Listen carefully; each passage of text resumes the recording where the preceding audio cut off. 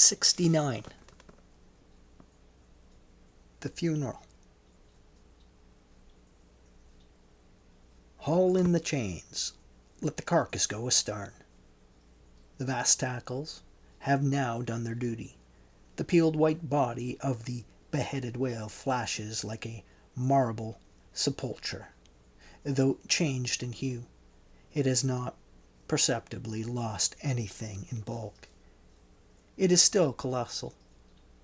Slowly it floats more and more away, the water round it torn and splashed by the insatiate sharks, and the air above vexed with rapacious flights of screaming fowls, whose beaks are like so many insulated poniards in the whale. The vast white headless phantom floats further and further from the ship, and every rod that it so floats, what seem square roods of sharks and cubic roods of fowls augment the murderous din. For hours and hours from the almost stationary ship that hideous sight is seen.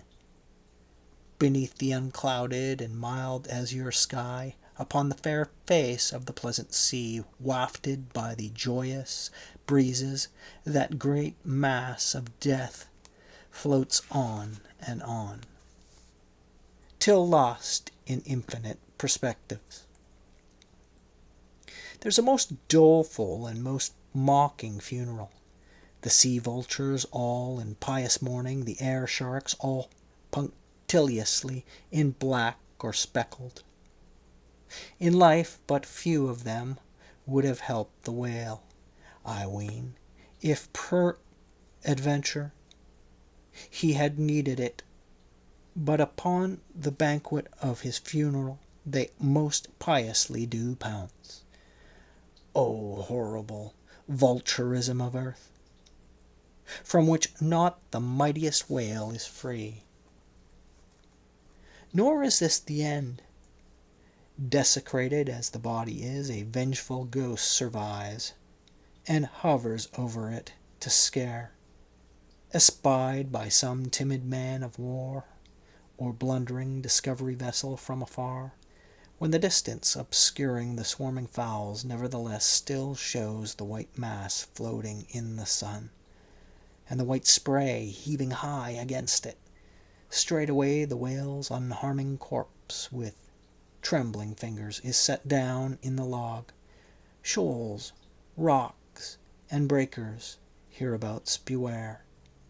And for years afterwards, perhaps ships shun the place, leaping over it as silly sheep leap over a vacuum, because their leader originally leaped there when a stick was held.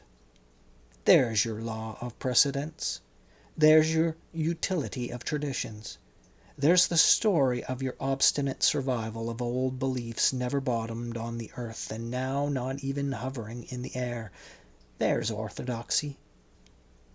Thus, while in life the great whale's body may have been a real terror to his foes, in his death his ghost becomes a powerless panic to a world. Are you a believer in ghosts, my friend? There are other ghosts than the Cock-Lane one, and far deeper men than Dr. Johnson, who believe in them.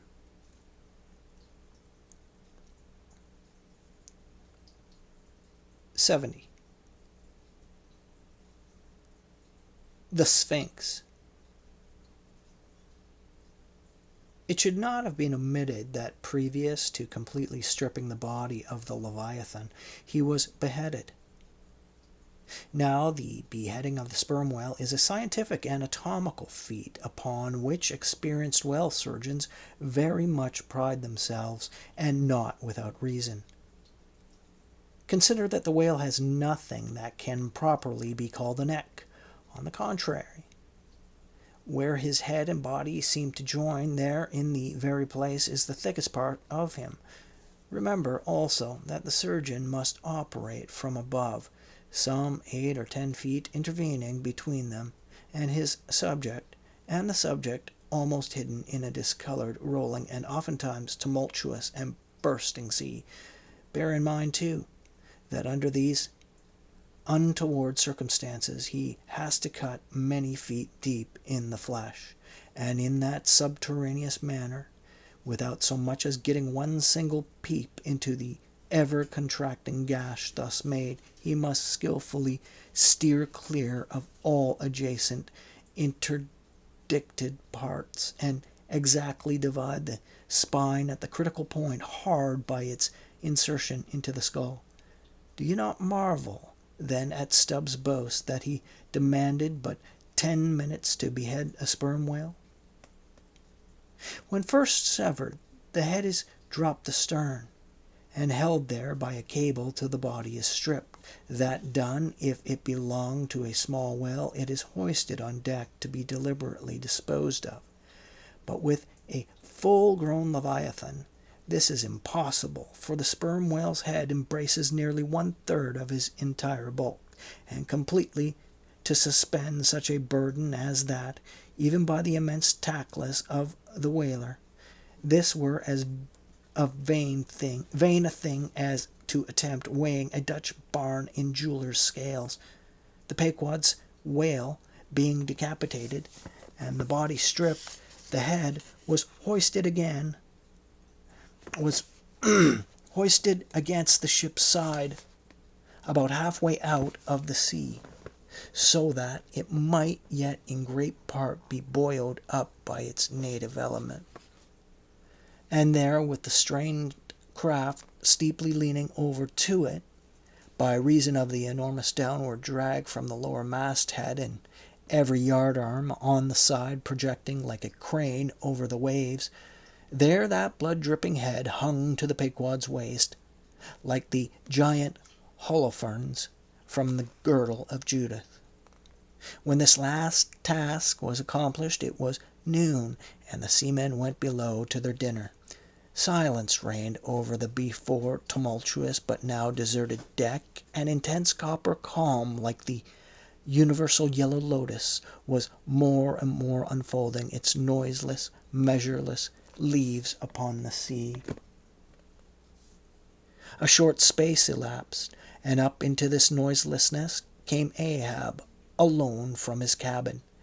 Taking a few turns on the quarterdeck, he paused to gaze over the side, then slowly getting into the main chains, he took Stubbs' long spade, still remaining there after the whale's decapitation, and striking it into the lower part of the half-suspended mass, placed its other end crutchwise under one arm, and so stood leaning over with eyes attentively fixed on his head. It was a black and hooded head, and hanging there in the midst of so intense a calm it seemed the sphinxes in the desert.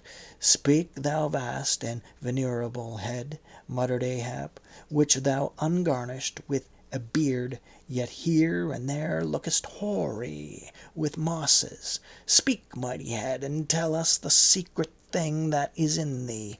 Of all divers thou hast dived the deepest. That head upon which the upper sun now gleams has moved amid the world's foundations, where unrecorded names and navies rust, and untold hopes and anchors rot.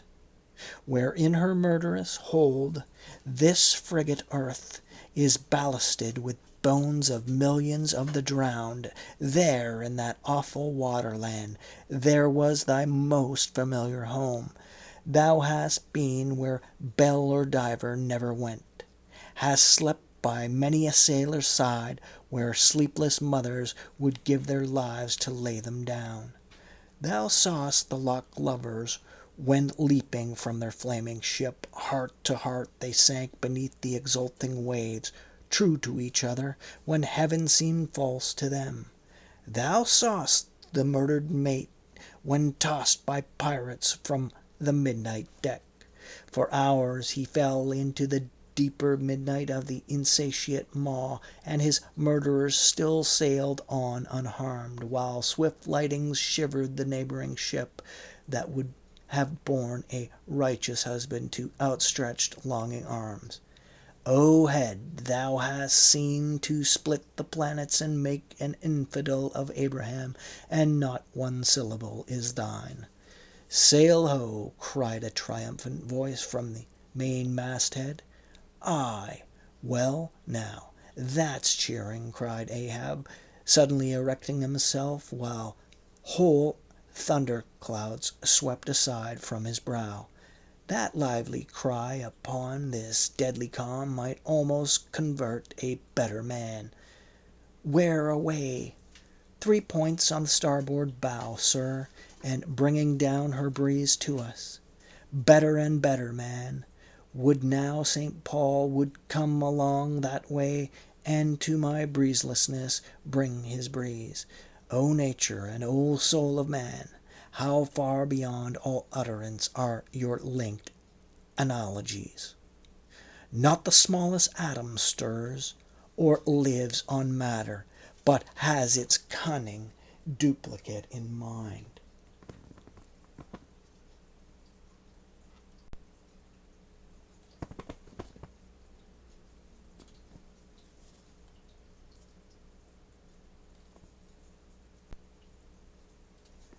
'71. The Jeroboam Story. Hand in hand, ship and breeze blew on, but the breeze came faster than the ship, and soon the Pequod began to rock. By and by, through the glass, the stranger's boats and manned mastheads proved her a whale ship. But as she was so far to windward and shooting by, apparently making a passage to some other ground, the Pequod could not hope to reach her. So the signal was set to see what response would be made. Here be it said that, like the vessels of military marines, the ships of the American whale fleet have each a private signal, all of which signals being collected in a book with the names of the respective vessels attached. Every captain is provided with it. Thereby the whale commanders are enabled to recognize each other upon the ocean, even at considerable distances, and with no small facility. The Pequod's signal was at last responded to by the stranger's setting her own, which proved the ship to be the Jeroboam of Nantucket. Squaring her yards, she bore down, ranged abeam under the Pequod's lee, and lowered a boat. It soon drew nigh, but as the side ladder was being rigged by Starbuck's order to accommodate the visiting captain, the stranger in question waved his hand from the boat's stern in token of that proceeding being entirely unnecessary. It turned out that the Jeroboam had a malignant epidemic on board, and the Mayhew, her captain, was fearful of infecting the Pequod's company. For though himself the boat's crew remained untainted, and though his ship was half a rifle shot off, and an incorruptible sea and air rolling and flowing between, yet conscientiously adhering to the timid quarantine of the land, he peremptorily refused to come into direct contact with the Pequod. But this did no means prevent all communications, preserving an interval of some few yards between itself and the ship. The Jeroboam's boat, by the occasional use of its oars, contrived to keep parallel to the Pequod as she heavily forged through the sea. For by this time it blew very fresh, with her main topsail aback, though indeed at times by the seldom onset of a large rolling wave the boat would be pushed some way ahead, but would soon be skilfully brought to her proper bearings again. Subject to this and other the like interruptions now and then, a conversation was sustained between the two parties, but at intervals not without still another interruption of a very different sort. Pulling an oar in the Jeroboam's boat was a man of singular appearance, even in that wild whaling life, where individual notabilities make up all totalities. He was a small, short, youngish man, sprinkled all over his face with freckles and wearing redundant yellow hair. A long-skirted, cabalistically cut coat of a faded walnut tinge enveloped him, the overlapping sleeves of which were rolled up on his wrist. A deep-settled fanatic delirium was in his eyes. So soon as the figure had been first descried, Stubb had exclaimed, "That's he! That's he! The long-tugged scaramouch the Town Hose Company hold us off." Stubb here alluded to a strange story of the Jeroboam and a certain man among her crew some time previous when the Pequods spoke the Town Ho. According to this account and what was subsequently learned, it seemed that the scaramouch in question had gained a wonderful ascendancy over almost everybody in the Jeroboam. His story was this.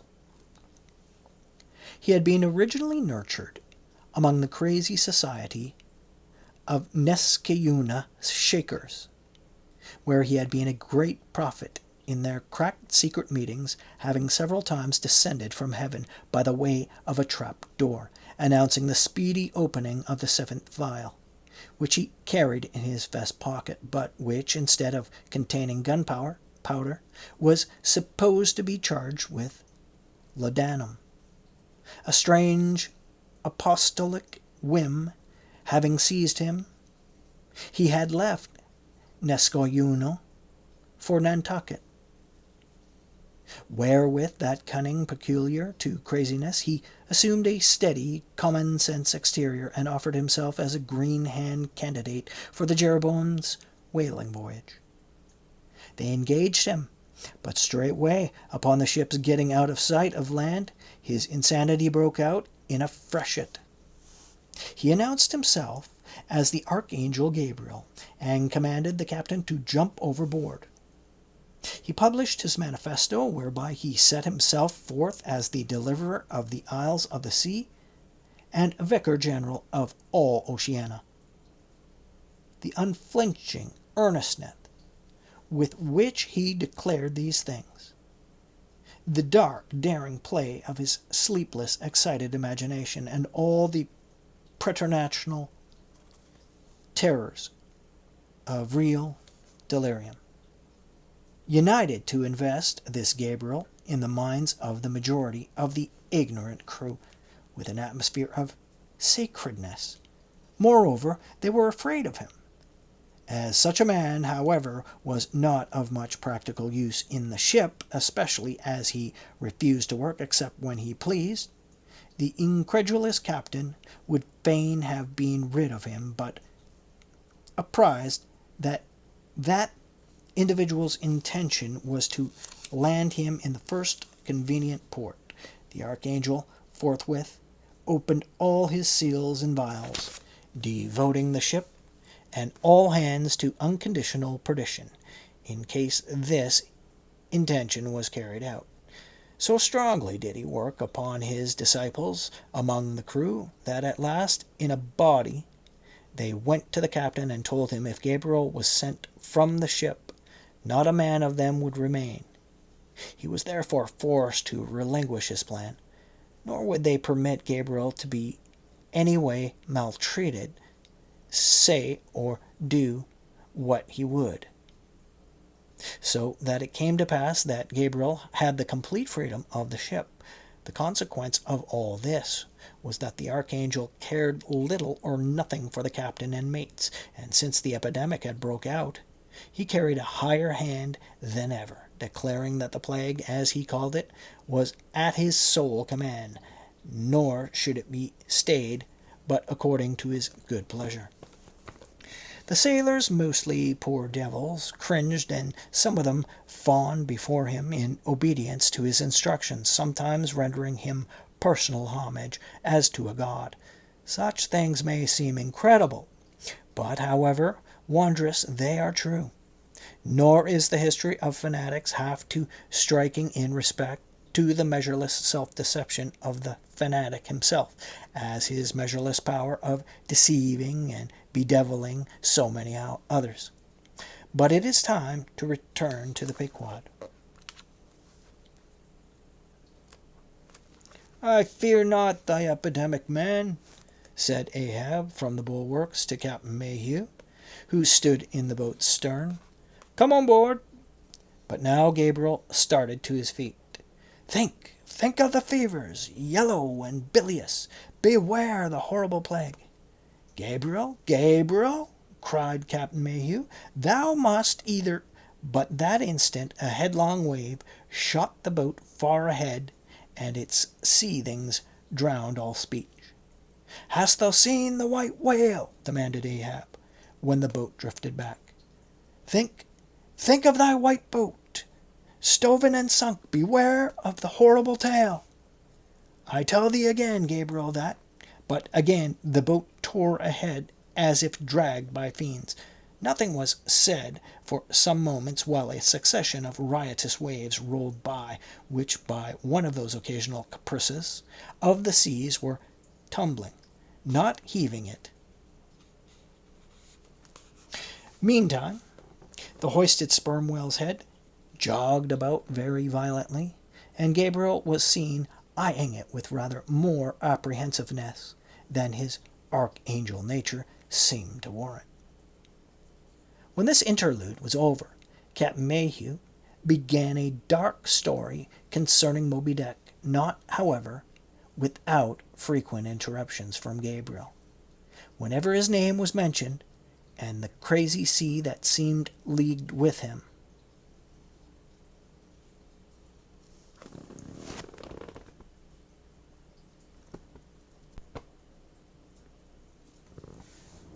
it seemed that the Jeroboam had not long left home when, upon speaking a whale ship, her people were reliably apprised of the existence of Moby Dick and the havoc he had made.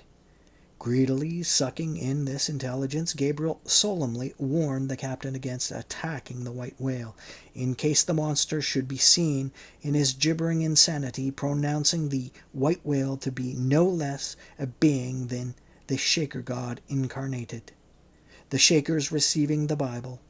But when some year or two afterwards Moby Dick was fairly sighted from the mastheads, Macy, the chief mate, burned with ardor to encounter him, and the captain himself being not unwilling to let him have the opportunity, despite all the archangel's denunciations and forewarnings, Macy succeeded in persuading 5 men to man his boat. With them he pushed off, and after much weary pulling and many perilous unsuccessful onsets, he at last succeeded in getting one iron fast. Meantime, Gabriel, as ascending to the main royal masthead, was tossing one arm in frantic gestures and hurling forth prophecies of speedy doom to the sacrilegious assailants of this divinity. Now, while Macy, the mate, was standing up in his boat's bow, and with all the reckless energy of his tribe, was venting his wild exclamations upon the whale, and essaying to get a fair chance for his poised lance. Lo! A broad white shadow rose from the sea. Lo! By the quick fanning motion, temporarily taking the breath out of the bodies of the oarsmen. Next instant, the luckless mate, so full of furious life, was smitten bodily into the air, and making a long arc in his descent, fell into the sea at the distance of about 50 yards. Not a chip of the boat was harmed, not a hair of any oarsman's head, but the mate forever sank. It is well to parenthesize here that of the fatal accidents in the sperm whale fishery, this kind is perhaps almost as frequent as any. Sometimes nothing is injured, but the man who is thus annihilated. A fender, the boat's bow is knocked off, or the thigh-board, in which the headsman stands, is torn from its place and accompanies the body.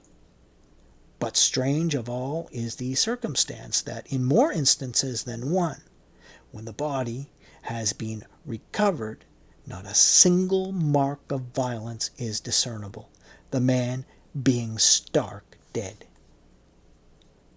The whole calamity with the falling form of Macy was plainly descried from the ship. Raising a piercing shriek, "The vial! The vial!" Gabriel called off the terror-stricken crew from the further hunting of the whale. This terrible event clothed the archangel with added influence, because his credulous disciples believed that he had specifically foreannounced it instead of only making a general prophecy, which anyone might have done, and so have chanced to hit one of many marks in the wide margin allowed. He became a nameless terror to the ship.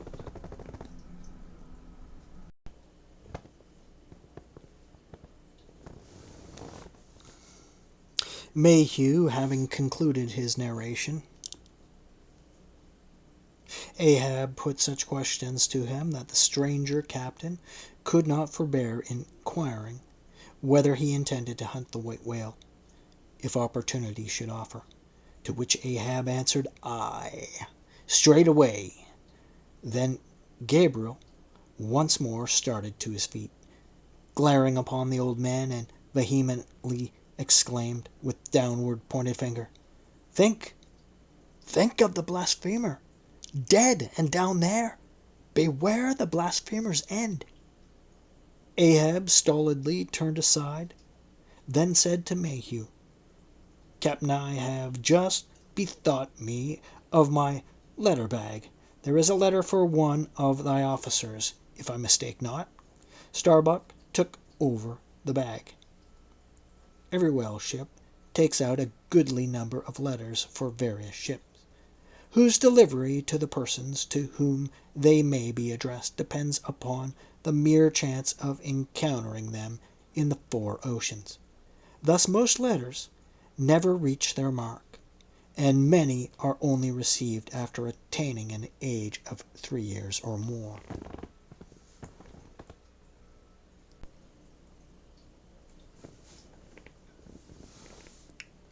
Every whale ship takes out a goodly number of letters for various ships, whose delivery to the persons to whom they may be addressed depends upon the mere chance of encountering them in the four oceans. Thus most letters never reach their mark, and many are only received after attaining an age of 3 years or more. Soon Starbuck returned with a letter in his hand.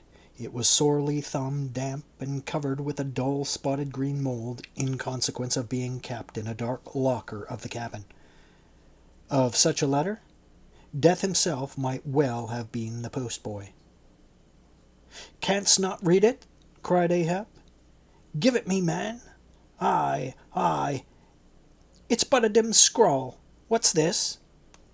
As he was studying it out, Starbuck took a long cutting spade pull, and with his knife slightly split the end to insert the letter there, and in that way hand it to the boat, without its coming any closer to the ship.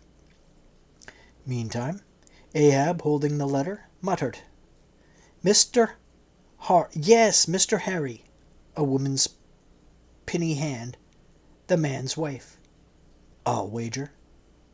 "Aye, Mr. Harry, Macy, ship Jeroboam.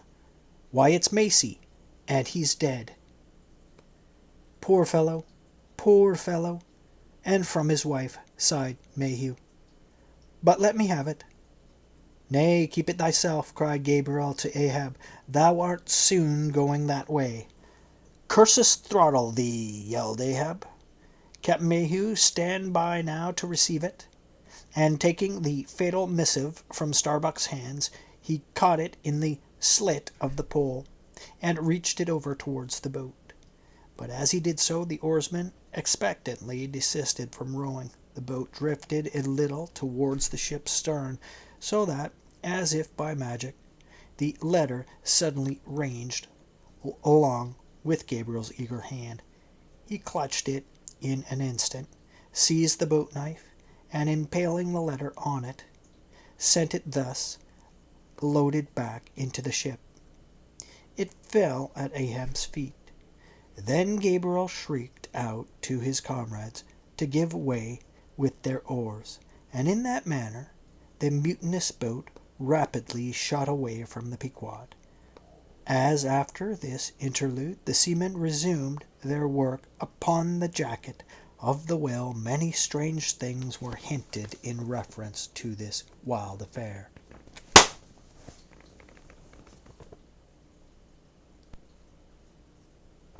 Curious.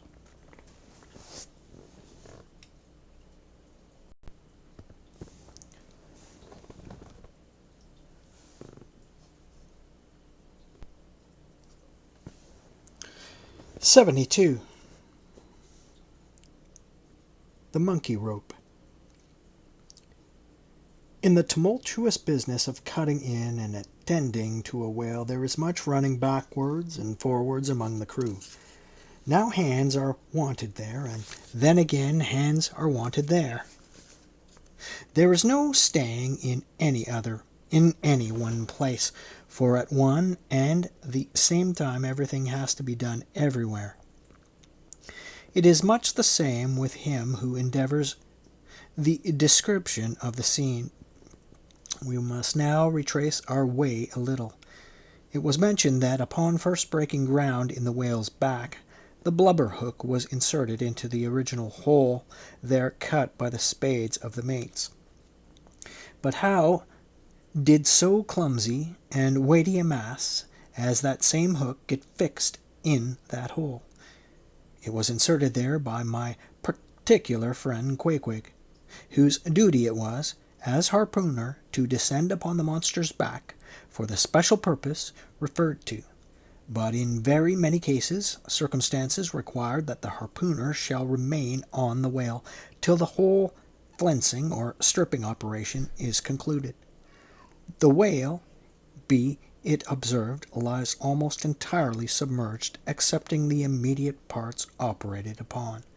So down there, some 10 feet below the level of the deck, the poor harpooner flounders about half on the whale and half in the water, as the vast mass revolves like a treadmill beneath him. On the occasion in question, Queequeg figured in the Highland costume, a shirt and socks, in which my eyes, at least, he appeared to uncommon advantage, and no one had a better chance to observe him, as will presently be seen. Being the savage's bowsman, that is, the person who pulled the bow oar in his boat, the second one from forward, it was my cheerful duty to attend upon him while taking that hard scramble upon the dead whale's back. You have seen Italian organ boys holding a dancing ape by a long cord. Just so, from the ship's steep side, did I hold Queequeg down there, in the sea, but what is technically called in the fishery a monkey rope, attached to a strong strip of canvas belted around his waist. It was a humorously perilous business for both of us. For before we proceed further, it must be said that the monkey rope was fast at both ends, fast to Queequeg's broad canvas belt, and fast to my narrow leather one, so that, for better or for worse, we two, for the time, were wedded, and should poor Queequeg sink to rise no more, then both usage and honor demanded that instead of cutting the cord, it should drag me down in his wake. So then an elongated Siamese ligature united us. Queequeg was my own inseparable twin brother, nor could I any way get rid of the dangerous liabilities which the hempen bond entailed. So strongly and metaphysically did I conceive of my situation then, that while earnestly watching his motions, I seemed distinctly to perceive that my own individuality was now merged in a joint stock company of two, that my free will had received a mortal wound, and that another's mistake or misfortune might plunge innocent me into the unmerited disaster and death. Therefore, I saw that here was a sort of interregnum in Providence, for its even-handed equity never could have sanctioned so gross an injustice. And yet still further pondering, while I jerked him now and then from between the whale and the ship, which would threaten to jam him, still further pondering, I say, I saw that this situation of mine was the precise situation of every mortal that breathes, only in most cases he one way or another has this Siamese connection with a plurality of other mortals. If your banker breaks you, snap. If your apothecary If your banker breaks you, snap. If your apothecary by mistake sends you poison in your pills, you die. True, you may say that by exceeding caution you may possibly escape these and the multitudinous other evil chances of life. But handle Queequeg's monkey rope heedfully, as I would. Sometimes he jerked it so, and I became very near sliding overboard. Nor could I possibly forget that, do what I would, I only had the management of one end of it. Footnote. The monkey rope is found in all whalers, but it was only in the Pequod that the monkey and his holder were ever tied together. This improvement upon the original uses was introduced by no less a man than Stubb, in order to afford to the imperiled harpooner the strongest guarantee for the faithfulness and vigilance of his monkey rope holder. End of footnote. I have hinted that I would often jerk poor Queequeg from between the whale and the ship, where he would occasionally fall from the incessant rolling and swaying of both. But this was not the only jamming jeopardy he was exposed to. Unappalled by the massacre made upon them during the night, the sharks, now freshly and more keenly allured by the before pent blood, and began to flow from the carcass. The rabid creatures swarmed round it like bees in a beehive. And right among those sharks was Queequeg, who often pushed them aside with his floundering feet. A thing altogether incredible, were it not that, attracted by such prey as a dead whale, the otherwise miscellaneously carnivored shark will seldom touch a man.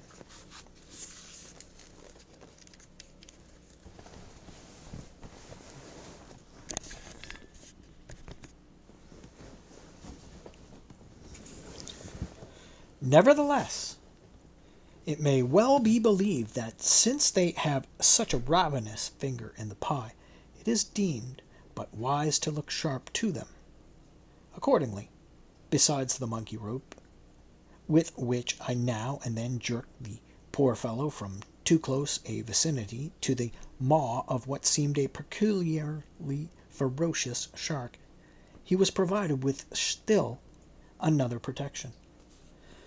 Suspended over the side in one of the stages, Tashtego and Daggoo continually flourished over his head a couple of keen whale spades, wherewith they slaughtered as many sharks as they could reach. This procedure of theirs, to be sure, was very disinterested and benevolent of them.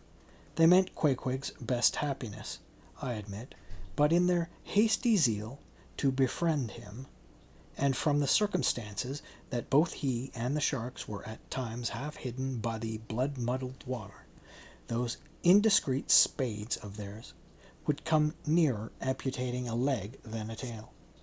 But poor Queequeg, I suppose, straining and gasping there with that great iron hook.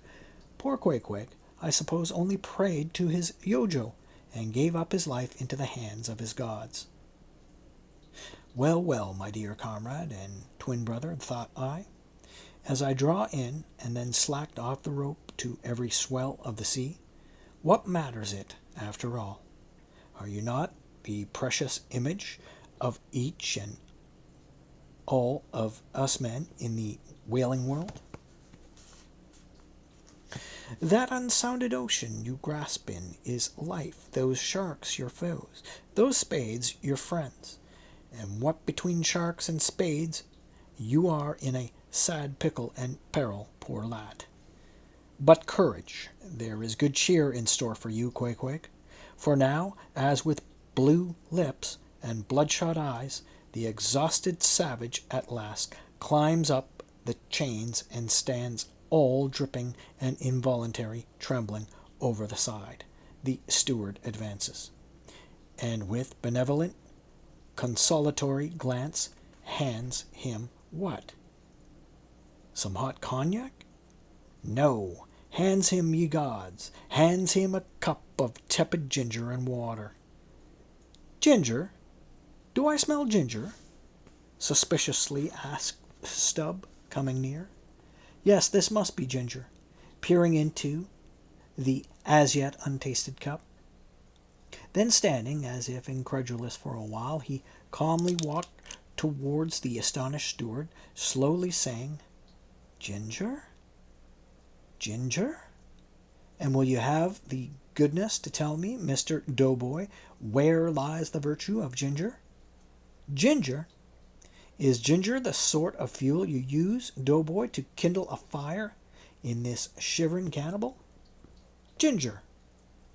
What the devil is ginger? Sea coal. Firewood?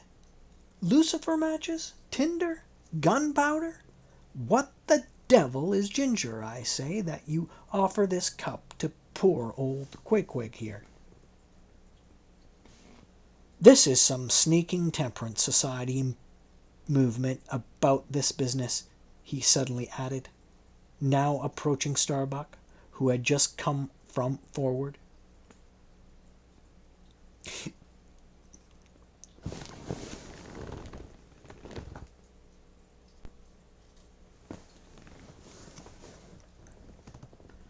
Will you look at that cannikin, sir? Smell of it, if you please. Then, watching the mate's countenance, he added, the steward, Mr. Starbuck, had the face to offer that calomel and jalap to Queequeg there, this instant off the whale.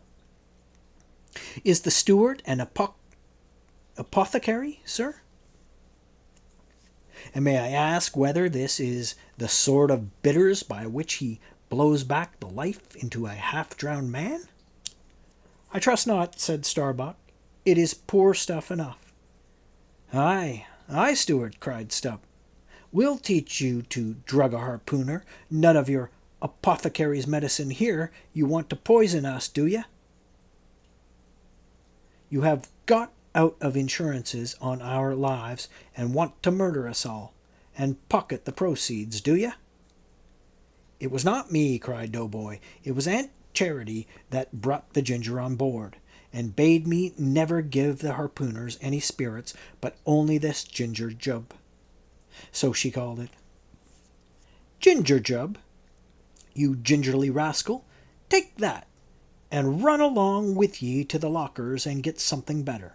I hope I do no wrong, Mr. Starbuck. It is the captain's orders, grog for the harpooner on a whale. Enough, replied Starbuck. Only don't hit him again, but... Oh, I never hurt when I hit, except when I hit a whale or something of that sort. And this fellow's a weasel.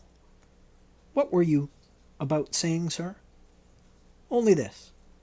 Go down with him, and get what thou wantest thyself. When Stubb reappeared, he came with a dark flask in one hand and a sort of tea caddy in the other. The first contained strong spirits and was handed to Queequeg. The second was Aunt Charity's gift, and that was freely given to the waves.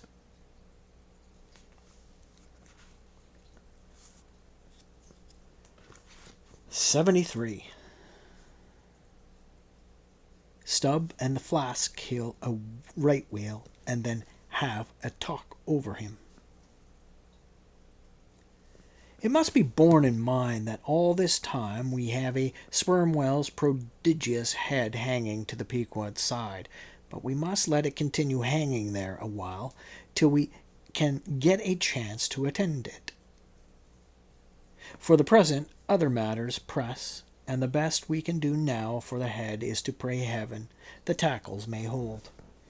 Now, during the past night and forenoon, the Pequod had gradually drifted into sea, which, by its occasional patches of yellow bret, gave unusual tokens of the vicinity of right whales, a species of the leviathan that but few supposed to be at this particular time lurking anywhere near. And though all hands commonly disdain the capture of those inferior creatures, and though the Pequod was not commissioned to cruise for them at all, and though she had passed numbers of them near the Crossets without luring a boat, yet now that a sperm whale had been brought alongside and beheaded, to the surprise of all, the announcement was made that a right whale should be captured that day, if opportunity offered. Nor was this long wanting. Tall spouts were seen to leeward, and 2 boats, Stubbs and Flasks, were detached in pursuit, pulling further and further away. They at last became almost invisible to the men at the masthead. But suddenly, in the distance, they saw a great heap of tumultuous white water, and soon after news came from aloft that one or both of the boats must be fast. An interval passed, and the boats were in plain sight, in the act of being dragged right towards the ship by the towing whale. So close did the monster come to the hull that at first it seemed as if he meant it malice. But suddenly going down in a maelstrom with 3 rods of the planks, he wholly disappeared from view, as if diving under the keel. "Cut! Cut!" was the cry from the ship to the boats, which for one instant seemed on the point of being brought with a deadly dash against the vessel's side. But having plenty of line yet in the tubs, and the whale not sounding very rapidly, they paid out abundance of rope, and at the same time pulled with all their might, so as to get ahead of the ship. For a few minutes the struggle was intensely critical, for while they still slacked out the tightened line in one direction, and still plied their oars in another, the contending strain threatened to take them under. But it was only a few feet advance they sought to gain, and they stuck to it till they did gain it, when instantly a swift tremor was felt running like lightning along the keel, as the strained line, scraping beneath the ship, suddenly rose to view under her bows, snapping and quivering, and so flinging off its drippings, that the drops fell like bits of broken glass on the water, while the whale beyond also rose to sight, and once more the boats were free to fly. But the fagged whale abated his speed, and blindly altering his course, went round the stern of the ship towards the 2 boats after him, so that they performed a complete circuit. Meantime, they hauled more and more on their lines, till close flanking him on both sides, Stubb answered Flask with lance for lance, and thus round and round the Pequod the battle went, while the multitudes of sharks that had before swum round the sperm whale's body rushed to the fresh blood that was spilled, thirstily drinking at every new gash as the eager Israelites did at the new bursting fountains that poured from the smitten rock. At last, his spout grew thick, and with a frightful roll and vomit, he turned upon the back a corpse. While the two horsemen were engaged in making fast cords to his flukes, and in other ways getting the mass in readiness for towing, some conversation ensued between them. "I wonder what the old man wants with this lump of foul lard," said Stubb, not without some disgust at the thought of having to do with so ignoble a leviathan. "Wants with it?" said Flask, coiling some spare line in the boat's bow. "Did you never hear that the ship which but once has a sperm whale's head hoisted on her starboard side, and at the same time a right whale on the larboard? Did you never hear, Stubb, that the ship can never afterwards capsize?" "Why not?" "I don't know.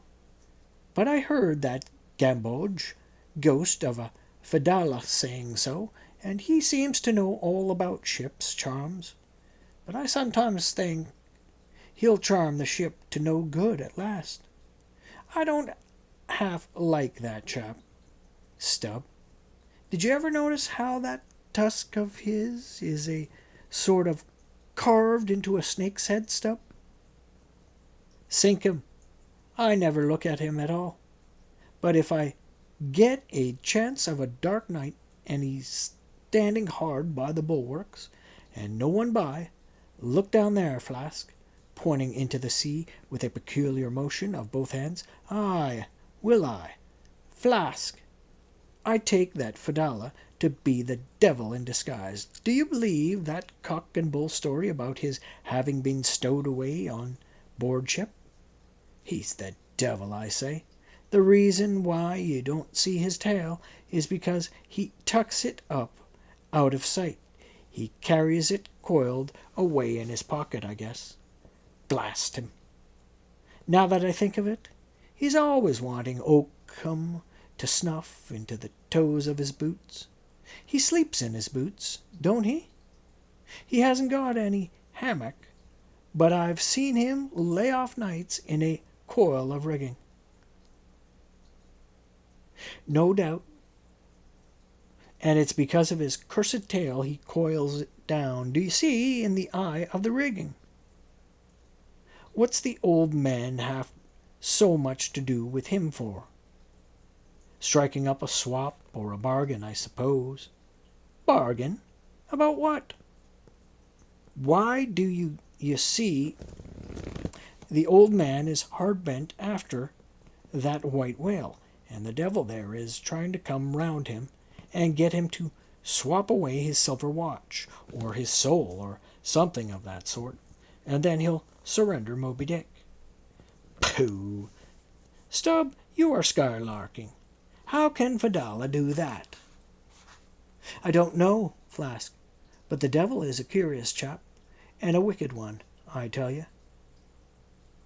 Why, they say as how he went a sauntering into the old flagship once, switching his tail about devilish easy and gentlemanlike, and inquiring if the old governor was at home. Well, he was at home, and asked the devil what he wanted. The devil, switching his hooves up, and says, 'I want John.' 'What for?' says the old governor. 'What business is that of yours?' says the devil, getting mad. 'I want to use him.' 'Take him,' says the governor. And by the Lord, Flask, if the devil didn't give John the Asiatic cholera before he got through with him, I'll eat this whale in one mouthful. But look sharp. Ain't you all ready there? Well then, pull ahead, and let's get the whale alongside." "I think I remember some such story as you were telling," said Flask, when at last the two boats were slowly advancing with their burden towards the ship. but I can't remember where. 3 Spaniards? Adventures of those 3 bloody-minded soldados? Did you read it there, Flask? I guess you did.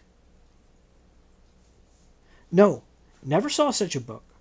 Heard of it, though. But now, tell me, Stubb, do you suppose that devil you was speaking of just now was the same you say is now on board the Pequod? Am I the same man that helped kill this whale?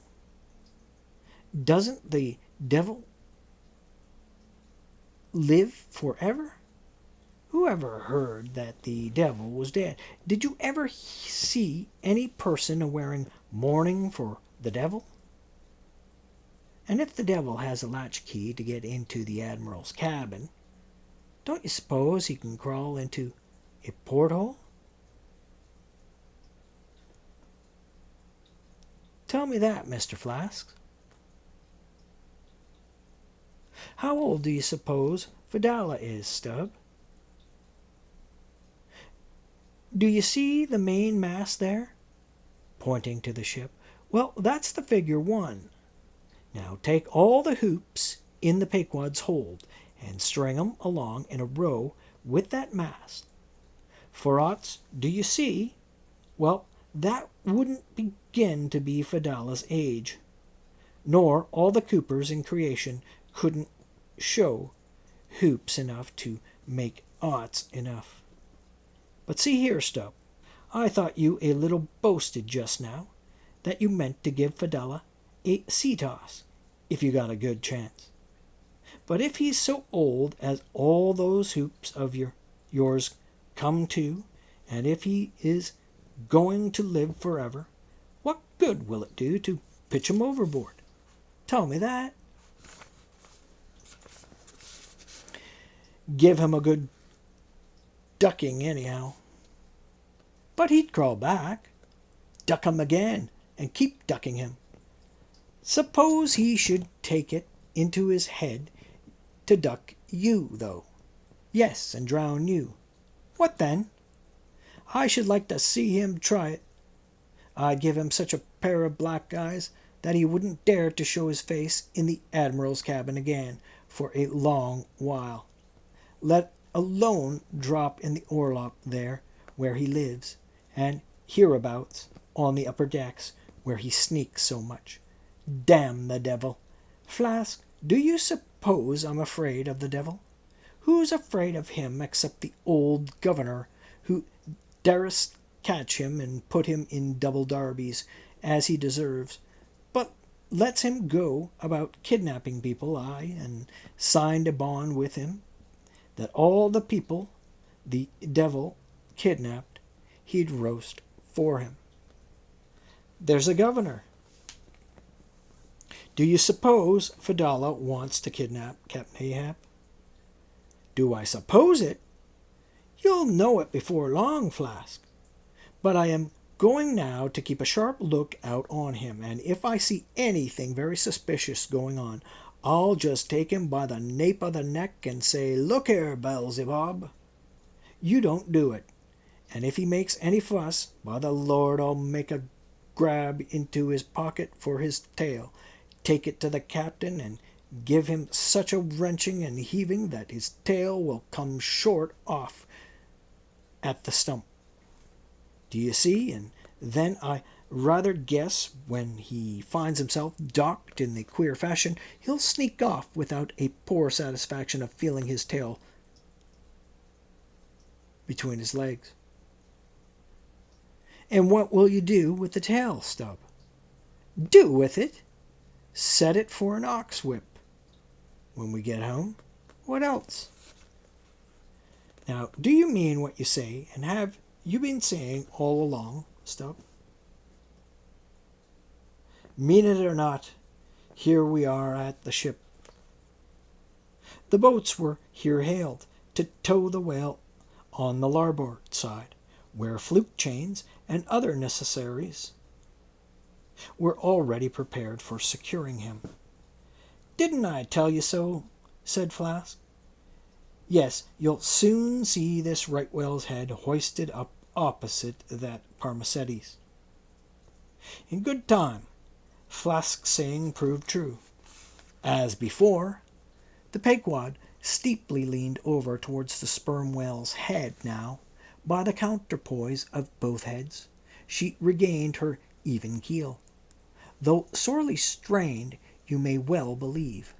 So, when on one side you hoist in Locke's head, you go over that way, but now on the other side hoist in Cant's, and you come back again, but in very poor plight. Thus some minds for ever keep trimming boat. Oh, ye foolish! Throw all these thunderheads overboard, and then you will float light and right. In disposing of the body of a right whale, when brought alongside the ship, the same preliminary proceedings commonly take place as in the case of a sperm whale. Only in the later instance, the head is cut off whole, but in the former, the lips and tongue are separately in disposing of the body of the right whale, when brought alongside the ship, the same preliminary proceedings commonly take place as in the case of a sperm whale. Only in the later instance, the head is cut off wholly, but in the former, the lips and tongue are separately removed and hoisted on deck, with all the well-known black bone attached to what is called the crown piece. But nothing like this, in the present case, had been done. The carcasses of both whales had dropped astern, and the head-laden ship not a little resembled a mule carrying a pair of overburdening panniers. Meantime, Fedallah was calmly eyeing the right whale's head, and ever and anon glancing from the deep wrinkles there to the lines in his own hand. And Ahab chanced so to stand that the Parsee occupied his shadow, while if the Parsee's shadow was there at all, it seemed only to blend with and lengthen. And Ahab chanced so to stand that the Parsee occupied his shadow, while if the Parsee's shadow was there at all, it seemed only to blend with and lengthen Ahab's. One more time. And Ahab chanced so to stand that the Parsee occupied his shadow, while if the Parsee's shadow was there at all, it seemed only to blend with and lengthen Ahab's. As the crew toiled on, Laplandish speculations were bandied among them concerning all these passing things.